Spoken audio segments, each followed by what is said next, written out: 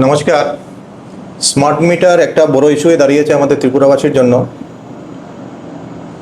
শুধু আমার এরিয়াই নয়, আমাদের ত্রিপুরার প্রত্যেকটা এরিয়াতে যে সমস্ত জায়গাতে স্মার্ট মিটার লাগানো হয়েছে সেখানে দেখা গিয়েছে যে 90% জনগণের তাদের অতীতে যে বিল আসতো কারোর দ্বিগুণা হয়েছে, কারোর তিনগুণা হয়েছে, কারোর পাঁচগুণা হয়েছে। বিল ইউনিট বৃদ্ধি পেয়েছে, যার জন্য কিছু তাদের যে বিল অ্যামাউন্টটা বাড়ছে, তার জন্য প্রত্যেকটা জনগণ প্রচণ্ড আতঙ্কের মধ্যে রয়েছে।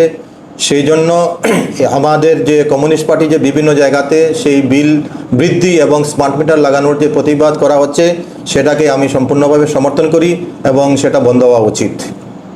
আমি গতকাল পিএম কুসুম প্রকল্প নিয়ে কিছু ইস্যু ছিল, সেই ইস্যুগুলি নিয়ে যখন আমি কালকে মহাকরণে মাননীয় বিদ্যুৎ মন্ত্রীর সঙ্গে আমার অ্যারাউন্ড দুপুর 3 বাজে একটা মিটিং ছিল, সেই মিটিংয়ে পিএম কুসুম এবং সোলার এনার্জি নিয়ে আলোচনার মধ্যে স্মার্ট মিটার নিয়েও এই প্রসঙ্গটা উঠে।